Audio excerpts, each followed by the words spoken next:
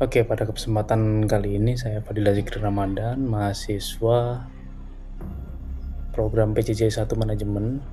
Dalam hal ini akan mempresentasikan terkait kondisi kemiskinan dan pengangguran di era digital.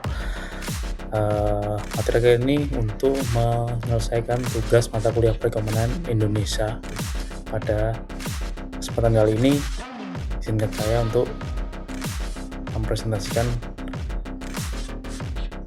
kondisi kemiskinan dan pengangguran di era digital. Oke, kita mulai saja. Yang pertama ada latar belakang. Nah, latar belakangnya hal ini adalah perekonomian Indonesia sedang berada pada fase transformasi digital. Digitalisasi mendorong efisiensi, memperluas akses pasar, dan menciptakan model bisnis baru. Namun, perubahan ini juga mengubah struktur pasar tenaga kerja dan distribusi pendapatan sehingga mempengaruhi kondisi kemiskinan dan pengangguran. Bisa dilihat pada gambar, di era digital memang masih ada kemiskinan dan pengangguran. Dan kondisi tentunya menjadi sebuah kesenjangan bagi masyarakat. Ada yang kayanya kaya banget, ada yang miskinnya miskin banget gitu.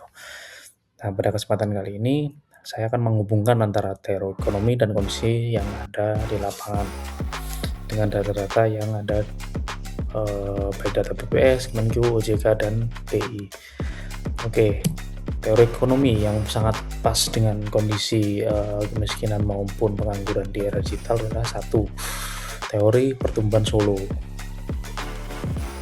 Solo Growth Model, pertumbuhan ekonomi dipengaruhi oleh akumulasi modal, tenaga kerja, dan perkembangan teknologi. Nah, kita ambil di perkembangan teknologinya yang menyebabkan kondisi pengangguran atau kemiskinan masih bisa terjadi di negara kita. Yang kedua adalah teori Keynes.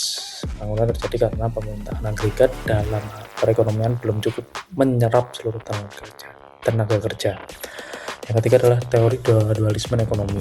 Dualisme ini menjelaskan bahwa negara berkembang memiliki dua sektor, yaitu sektor tradisional dan sektor modern. Tradisional maksudnya adalah dia produktivitasnya masih rendah. Sektor modern, tingkat produktivitas terkait barang itu sudah semakin tinggi. Nah, kita bahas satu persatu. Teori Solo ya tadi.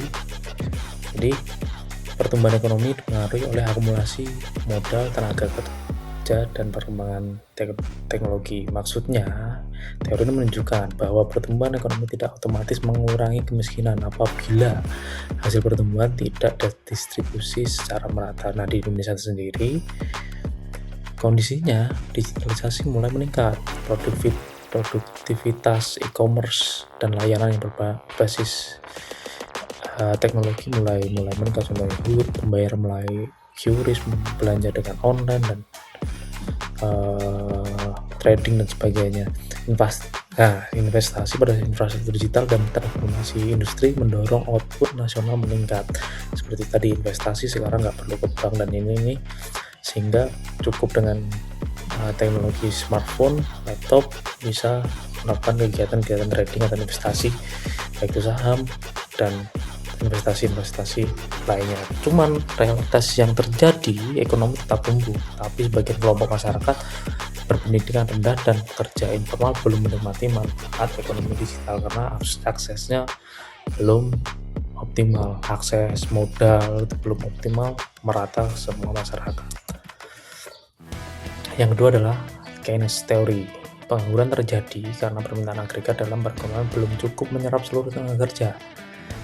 Kaitannya dengan Indonesia, pemerintah menjalankan kebijakan fiskal ekspansif melalui belanja negara, pembangunan infrastruktur, bantuan sosial, dan program penciptaan lapangan kerja, subsidi, program perlindungan sosial, dan perlindungan terhadap UKM digunakan untuk menjaga daya beli masyarakat. Tapi realita yang terjadi, walaupun tingkat pengangguran menurun, muncul fenomena baru berupa pengangguran terselubung dan setengah pengangguran, terutama pada sektor informal dan ekonomi berbasis platform digital.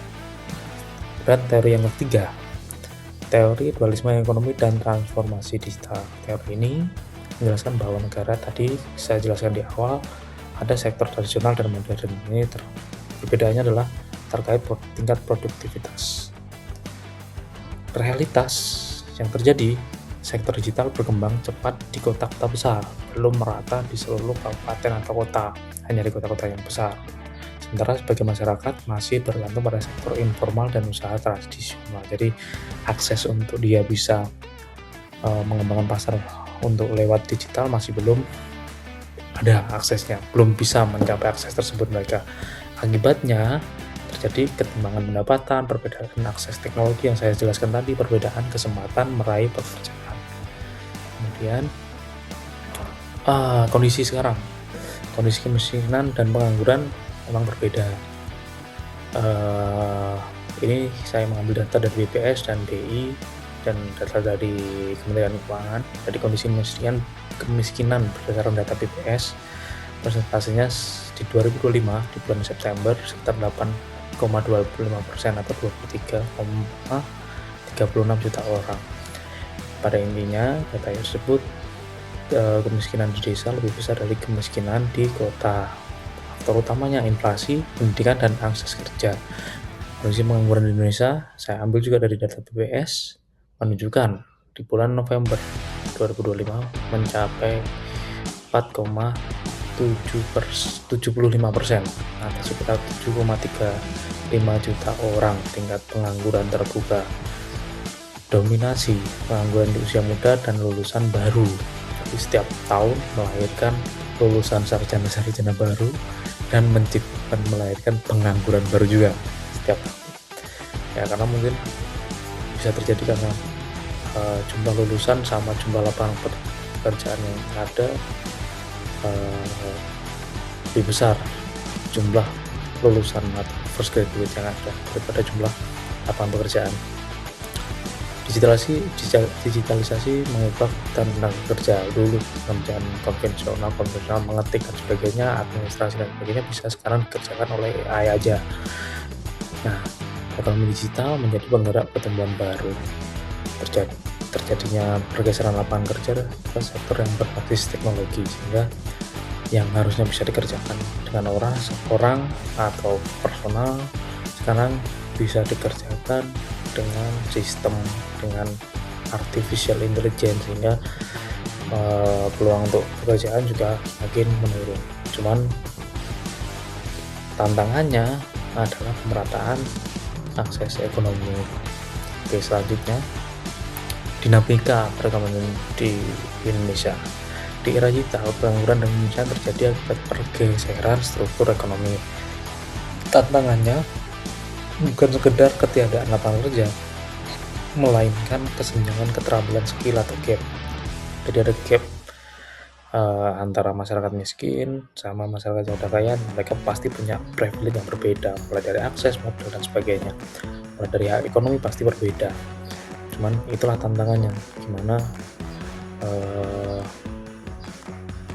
masing-masing masyarakat dan kondisi apapun bisa mencapai tujuan ekonomi yang sukses. Dan ada masalah koneksivitas yang menghambat akses masyarakat rentan terhadap peluang ekonomi modern. Oke, selanjutnya, nah, pengangguran di era digital kita bahas. Jadi di era teknologi ini, optimisasi kecerdasan buatan atau artificial intelligence, robotika bisa menggantikan tenaga kerja manual yang sifatnya administratif, sehingga memicu gelombang kenaikan pengangguran yang secara struktural.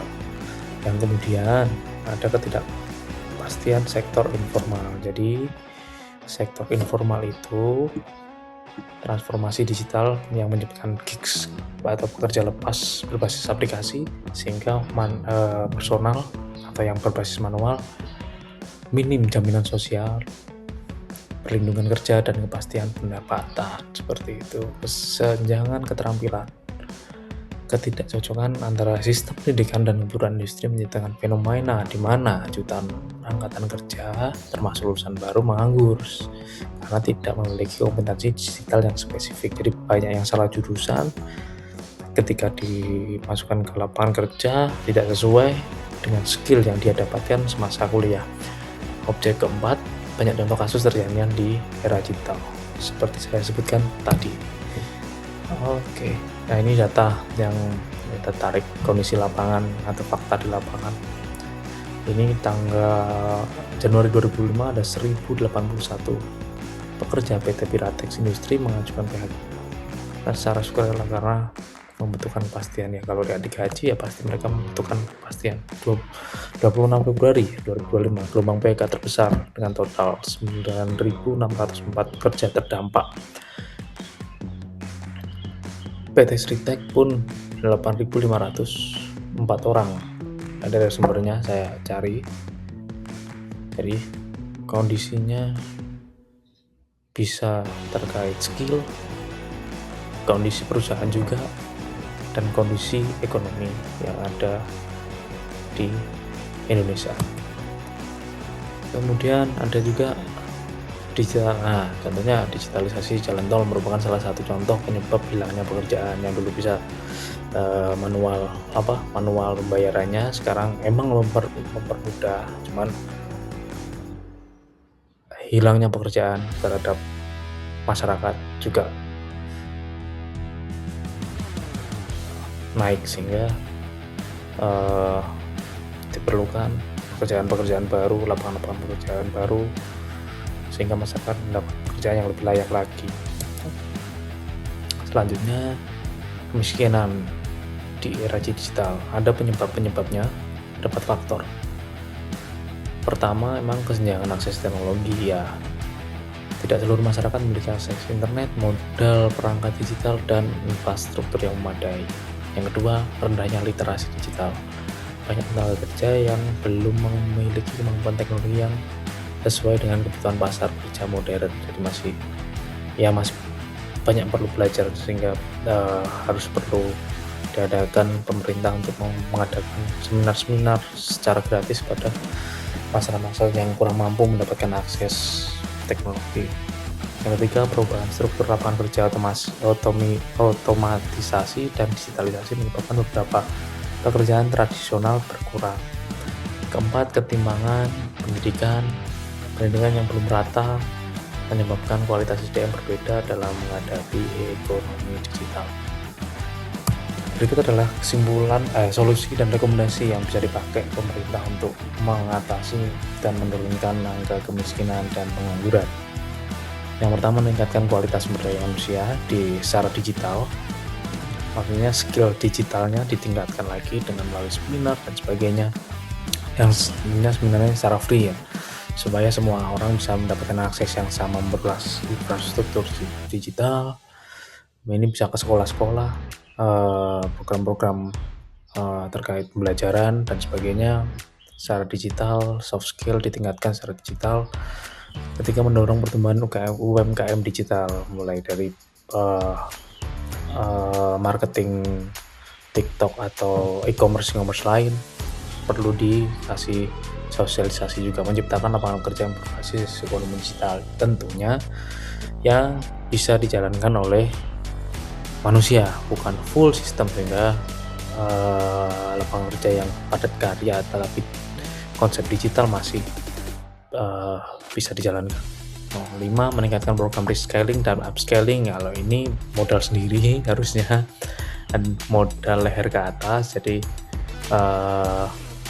meningkatkan pengetahuan dan sebagainya dengan mulai ikut seminar, program pemerintah, job fair yang lain, memperkuat perlindungan sosial yang adaptif, meningkatkan kolaborasi pemerintah, industri, dan perguruan tinggi. Tentunya ini sangat harus perlu kolaborasi dari 3 elemen ini. 3. Menarik investasi yang padat karya dan berbasis teknologi. Tentunya ya, memperkuat sistem informasi pasar kerja digital. Itu mungkin yang bisa saya sampaikan. Sedikit kesimpulan terkait rangkuman semua materi.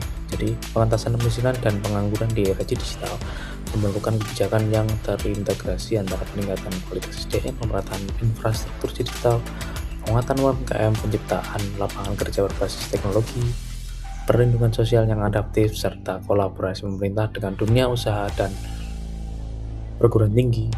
Dengan strategi tersebut, transformasi digital tidak hanya meningkatkan produktivitas ekonomi, tetapi juga menciptakan pertumbuhan yang inklusif. memperluas kesempatan kerja, mengurangi kemiskinan, dan meningkatkan kesejahteraan masyarakat secara berkelanjutan. Mungkin itu saja yang bisa saya sampaikan. Semoga bermanfaat. Terima kasih.